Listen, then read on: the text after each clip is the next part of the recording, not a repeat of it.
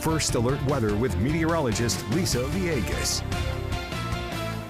Good evening. I wanted to start off with the satellite and radar view. Finally getting a little lull in this activity. Still seeing some light rain and maybe even some drizzle that's not necessarily showing up. So anticipate that for the next several hours. Just the possibility of this nuisance rain, right? Overcast skies, still watching for those damp roadways. Cold rain, right? So those temperatures aren't going to fluctuate too much. We're going to continue with the wind speeds.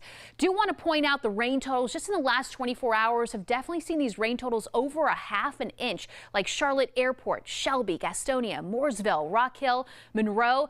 And just in the last 2 days, we're zeroing in on an inch and a half, and we might surpass that, especially with this next round of rain that's headed our way. Wouldn't be surprised if we get up to around 2 inches by the time this is all cleared up. Now, let's fast forward. Let's talk about that next round of rain. 7 o'clock tomorrow morning. Cannot rule out more of this light rain, drizzle once again, overcast skies. I don't think it's going to be as intense as it was this morning, but this is going to be on and off throughout the afternoon, 12 o'clock timestamp here, and then we move into the evening hours. Tomorrow evening, I should say, that's when it's going to start to ramp up. And I'm talking about the intensity, not necessarily just the coverage of it being a little more widespread. First beginning out towards the west. This has to do with the new system, low pressure system headed our way and kind of rolling through. And we're going to see these bands of rain impacting us overnight through Thursday morning. But I do think a lot of us are going to be clear early Thursday morning for that commute. But if you're an early morning commuter, 4 or 5 a.m., maybe even the 6 o'clock hour, watching for some of that rain to hang around. Here's where we are. Let's talk about the temperatures now. 52 degrees currently, and we've got 50 degrees down in Monroe. This has pretty much been our high temperature.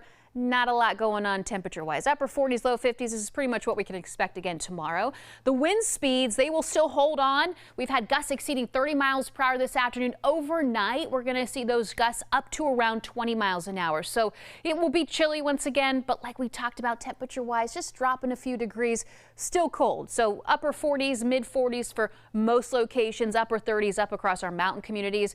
Now, let's talk about these overnight lows because they begin to plummet as we start to clear out. Something to note, Halloween night into Saturday morning, that's when our temperatures fall into the 30s. It is going to be cold as we head into the weekend, but let's zero it back Wednesday afternoon for tomorrow. High temperature should pick up just slightly, mid 50s, and like we talked about, we are going to get ready for more of that rain. Higher rain totals out towards the west, a little less the further east you move, but that next round happens tomorrow night. So another first alert impacting us tomorrow.